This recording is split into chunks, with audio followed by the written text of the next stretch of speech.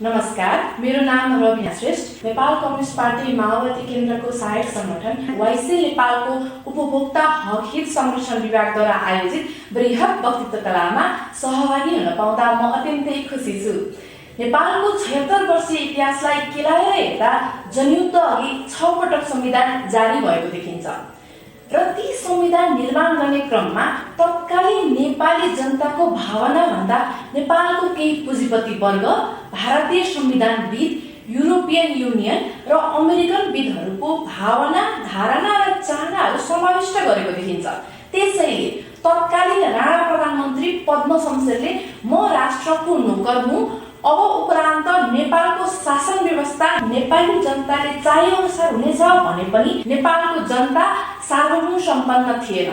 एकात्मक शासन व्यवस्था, एकल धर्म, छुवाछुत, जाति विभेद, पुरुष प्रधानत्व, सती प्रथा, हली प्रथा, कमारी प्रथा आदि इत्यादि त्यस व्यवस्थाभित्र विद्यमान रहेको देखिन्छ। त्यसकारण ठूलो जनसङ्ख्या राज्यको अधिकारबाट वञ्चित हुन पुग्दछ, जसकारण दीन दुखी र सर्वहारा दिनानुदिन अत्याचार, गरिब, शोषित र पीडित बन्न पुग्दछ, जसकारण पिछडा वर्ग, समानकृत, दलित, महिला, जनजाति, मुस्लिम, इसाई, बुद्धिस्ट आदि इत्यादिले आफूलाई दोस्रो दर्जाको नागरिक महसुस गर्न पुग्दछ र त्यो महसुस नै जनयुद्धको पहिलो बीज थियो, जुन बीज 2052 साल फागुन 1 गते फक्रिएर भीषण जनयुद्धको रूपमा परिणत हुन पुग्दछ। परिणाम स्वरूप 2063 को अन्तरिम संविधान हुँदै जनताबाट चुनिएका जनप्रतिनिधिहरूले जनभावना अनुरूप तत्कालीन एकात्मक शाही सत्तालाई विसर्जन गर्दै आम जनताको भावनाको रूपमा संघीय लोकतान्त्रिक गणतन्त्र नेपालको संविधान 2072 जारी हुन पुग्दछ, जसले धर्म सापेक्षतालाई निरपेक्षतामा, एकात्मकलाई बहुलवादमा, जनवादलाई संविधानमा स्थापित गरायो। त्यसैले आज महिलाले 33% अनिवार्य सहभागिताको अधिकार प्राप्त गरेको छ, पहिचानको मुद्दाले स्थान प्राप्त गरेको छ, मुस्लिम, दलित, अल्पसंख्यक, लैंगिक विविधताले न्यायिक र संवैधानिक समानताको अधिकार प्राप्त गरेको छ। सारमा भन्नुपर्दा धनी र गरिब बीचको असमानताको दूरी कम गराउने तर्फ देश अघि बढेको छ। सबै खालको विभेदको अन्त्य सर्वहारा र निमुखाहरूको आवाजले बुलन्दी प्राप्त गरेको छ। समग्रमा देश समाजवाद उन्मुख अवस्थामा छ। यी र आदि मुद्दाहरू नै जनयुद्धले सम्बोधन गरेर स्थापित गराएको छ। त्यसको निम्ति जनभावना र जनचाहनाको मर्म र भावनालाई केलाई हेर्नु पर्दछ।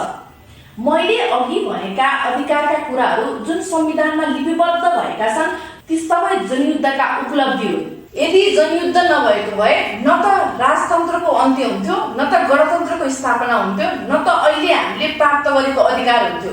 त्यसैले जनयुद्धको प्रमुख उपलब्धिमा राजतन्त्रको अन्त्य र गणतन्त्रको स्थापना हो र त्यसको प्रमुख नेतृत्वकर्ता तत्कालीन नेकपा माओवादी हो र प्रचण्ड हुन्।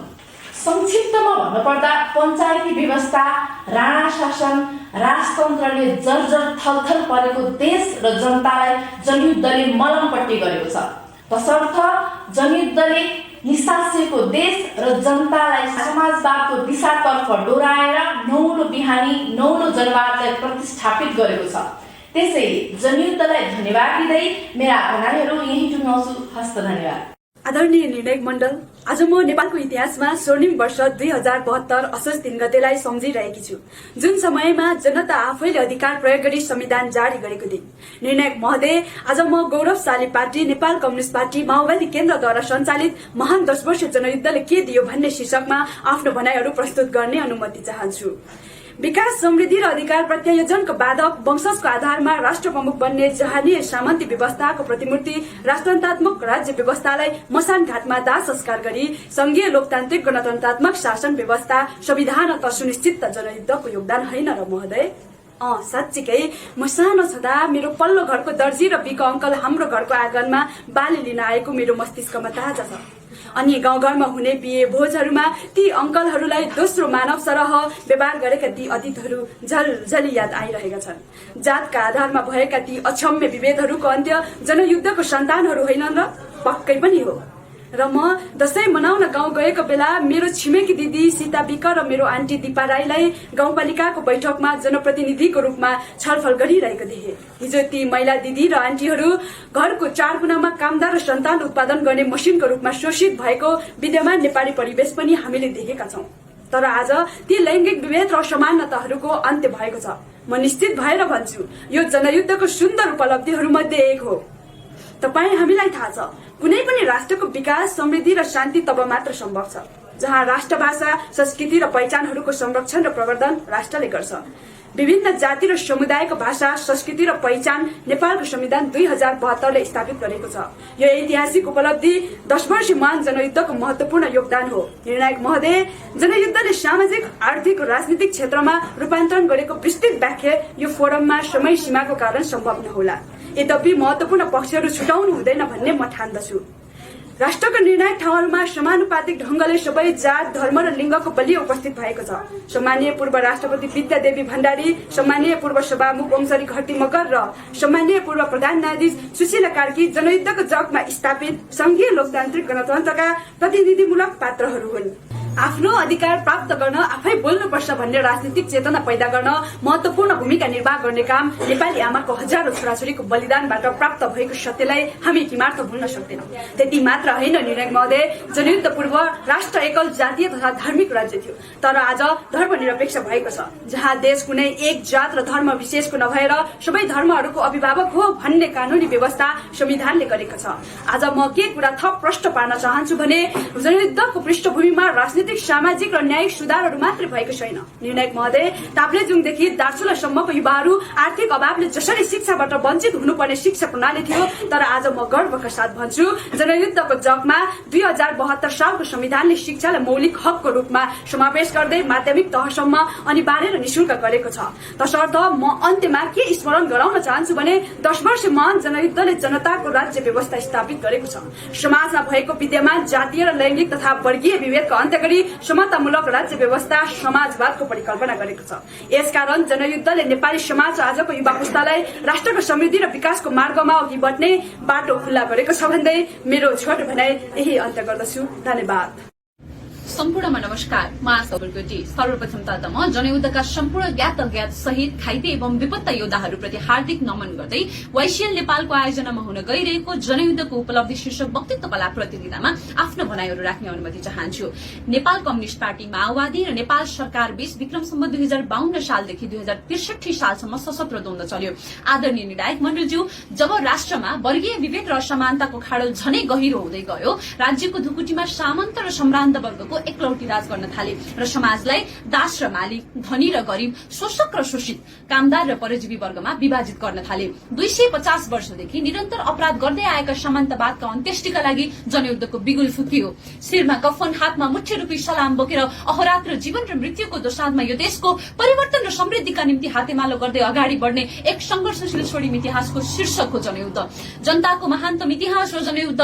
बारूद, बन्दुक, रगत र शक्तिको पैठजरी खेल्दै परिवर्तनको रातो घाम झुल्काउने सामर्थ्य हो जनयुद्ध। आदरणीय निर्णायक मण्डलज्यू, अब म जनयुद्धको उपलब्धिका बारेमा चर्चा परिचर्चा गर्न चाहन्छु। महान जनमुक्ति सेना कुनै बृहत अनि पुँजीवादी सेना थिएन।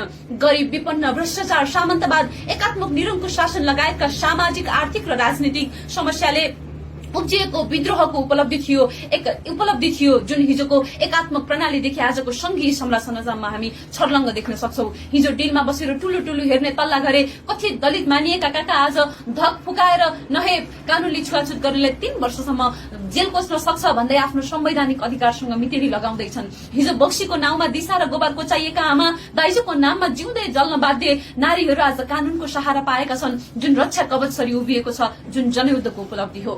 आज संविधानको प्रस्तावनामा समाजवाद उल्लेख हुनु न्यायप्रेमी जनताका लागि खुशीको कुरा हो। हेपिएका, चेपिएका सीमान्तकृत वर्गहरू आज राज्य सञ्चालनमा आफ्नो स्थान सुरक्षित गर्न थालेका छन्। महिलालाई 33% अधिकारदेखि नेतृत्व सञ्चालन तहसम्म जस्तो सभामुख र राष्ट्रपति जस्ता गहन जिम्मेवारीसम्म आमाको नाममा नागरिकता प्राप्त गर्नेदेखि सुरक्षित मातृत्व प्रजनन अधिकारसम्म सबै जनयुद्धकै जगमा स्थापित अधिकारहरू हुन्। आदरणीय निर्णायक मण्डलज्यू, हजारौंको त्याग बलिदान पसिना र सपनाबाट सञ्चित जनयुद्धले सिंहदरबारको अधिकार गाउँ गाउँसम्म पुर्याएको छ र आज एउटै नारा घन्किएको छ, गाउँ गाउँमा सिंहदरबार। यसै अर्थमा म ढुक्कसँग भन्न सक्छु, संघीयता, समावेशिता, धर्मनिरपेक्षता जनयुद्धका उपलब्धिहरू हुन्। आदरणीय निडायक मण्डलज्यू, राजदण्ड र श्रीपेशलाई नारायणहिटीमा थन्काएर नेपाली जनताको हातमा सार्वभौम सत्ता र राजकीय सत्ता उपहार सुम्पिने श्रेय जनयुद्धको हो। जनताको अभूतपूर्ण समर्थन प्रेरित जनयुद्ध दक्षिण एसियाको भूमिमा चलेको सबैभन्दा संगठित र व्यवस्थित जनविद्रोह हो, जसले जनतालाई आफ्नो भाग्य र भविष्यको निर्णय गर्ने अधिकार दिएको छ। त्यसैले अर्ध सामन्ती अर्ध औपनिवेशिक अवस्थामा रहेको तत्कालीन नेपाली समाजका लागि जनयुद्ध आफैमा एउटा उपलब्धि हो। आदरणीय निडायक मण्डल, त्यति मात्रै कहाँ हो र, जनयुद्धले नेपालमा पछि परेका सबै क्षेत्र, समुदाय, वर्ग, लिङ्गलाई नेपाली समाजको मूलधारमा ल्याएर सामाजिक एकीकरण गर्यो। त्यसैले सामाजिक एकीकरण जनयुद्धको मुख्य उपलब्धि हो। हुने खानेले मात्रै पढ्न पाउने व्यवस्थाको अन्त्य गर्दै आज हरेक नेपालीका लागि निशुल्क शिक्षा, छात्रवृत्तिको व्यवस्था, स्वास्थ्य र छुवाछुत रहित समाज आज जनयुद्धको उपलब्धिका रूपमा स्पष्ट देख्न सकिन्छन्। आदरणीय निडायक मण्डलज्यू, नेपाली कांग्रेसले प्रजातन्त्र ल्याउन थालनी गरेको सशस्त्र युद्धदेखि अमेरिकी स्वतन्त्रताकासम्म, रुसीदेखि चिनिया क्रान्तिसम्म, भारतीय स्वतन्त्रता संग्रामदेखि क्युबेली क्रान्तिसम्म मानवीय क्षति सबैतिर भएको छ। तर प्रमाण रहित 17,000को माला जप्ने वाक स्वतन्त्रताको अधिकार जनयुद्धको जगमा फुलेको सुन्दर फूल हो। अन्त्यमा म के भन्न चाहन्छु भने, जनयुद्ध यो देश र जनताको लागि गरिएको राजनीतिक विद्रोह थियो। यिनको उपलब्धिको महिमा जति गर्यो त्यति नै कम हुन्छ। हिजोको उपलब्धिलाई आत्मसात गर्दै सांस्कृतिक रूपमा देखिएका सामन्तवादका अवशेषहरूलाई निमेट पार्दै समाजवादी अर्थव्यवस्थाको निर्माण गर्ने, श्रम र उद्यमशीलताको विकास गर्ने, जनयुद्धको बाँकी कार्यभार पूरा गर्न सके शहीद, बेपत्ता, घाइते योद्धाहरूमा साँच्चीकै सच्चा सम्मान हुनेछ भन्ने मेरा केही भनाइहरू अथवा मेरा केही वाक्यांशहरू यही पूर्ण विराम लगाउने अनुमति चाहन्छु। धन्यवाद। झुप्पाटीको चिसो चुलो बाल्नेलाई सलाम, परिवर्तनका पाइलाहरू चाल्नेलाई सलाम, विभेद र गरिबीलाई जालो फाल्नेलाई सलाम, निरङ्कुश एकात्मक राजतन्त्र ढाल्नेलाई सलाम। धन्यवाद। यस कार्यक्रम आयोजना गर्नुहुने वाइसिएल उपभोक्ता हक हित संरक्षण विभाग, मलाई देख्नु र सुन्नुहुने संसारका जुनसुकै स्थानबाट पाल्नुभएका दर्शक महानुभावहरू र निडायक मण्डलमा म जिरी श्री शहीद स्मृति विद्यालयमा अध्ययनरत छात्रा मेलिसा ढुङ्गेलको तर्फबाट स्वीकार्नुहोस् नमस्कार साथै न्यानो अभिवादन। त्यस्तै आजको यस वक्तृत्व कलाको जनयुद्धको उपलब्धि शीर्षकमा मेरा पनि केही भनाइहरू प्रस्तुत गर्न गइरहेकी छु। सुनिसकेपछि आवश्यक पर्ने प्रतिक्रिया, सल्लाह, सुझाव दिने हुनेछ भने अपेक्षा पनि राख्दछु। महोदय, सर्वप्रथम त जनयुद्ध, महान जनयुद्ध जुन आशावादी र स्वतन्त्रवादी पार्टी नेपाल कम्युनिस्ट पार्टी माओवादी र शाही सरकार बीच 2052 सालदेखि 2063 सालसम्म भएको युद्ध हो। नेकपा माओवादीले 240 वर्ष राजतन्त्रको समाप्ति र गणतन्त्रको स्थापना गर्ने उद्देश्यका साथ जीवन मरणको लडाईँ लडेका थिए। तर विडम्बनाको कुरा घुसखोरीले लट्टिएकाहरूलाई बलिदानको मूल्य भन्दा पनि त्यो रक्तपानको नशाको मूल्य बेसी लाग्छ।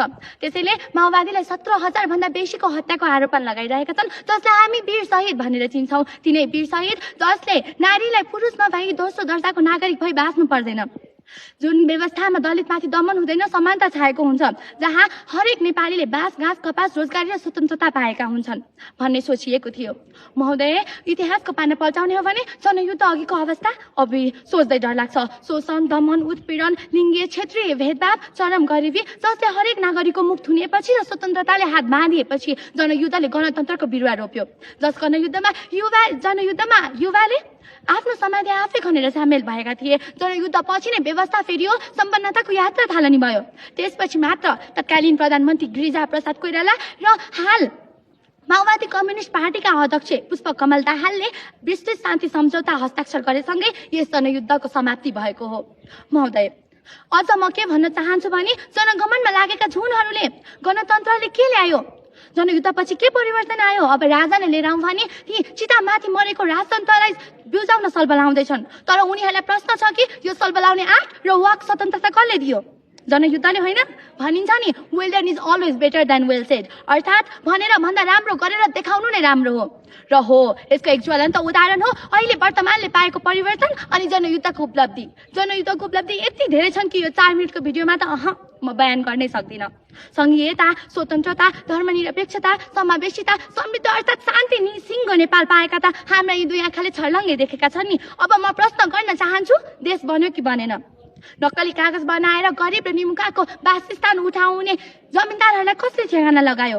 हामीले हाम्रो अधिकार आफ्नो मुठीमा पाएका छौँ कि छैनौँ? आज राजाको छोराछोरी होइन, तपाईँ हाम्रो छोराछोरी प्रधानमन्त्री राष्ट्रपति भइरहेका छन्। राजाको आदेश होइन, अहिले लिखित संविधान र कानून बनेको छ। साँच्चै नै अर्थ प्रश्न पार्ने हो भने मेरो देशमा भएको सीमा रेखा र यहाँका सुनौलो अक्षरहरू त्यस जनयुद्धमा लडेका योद्धाको रगतबाट नै कोरिएको हो।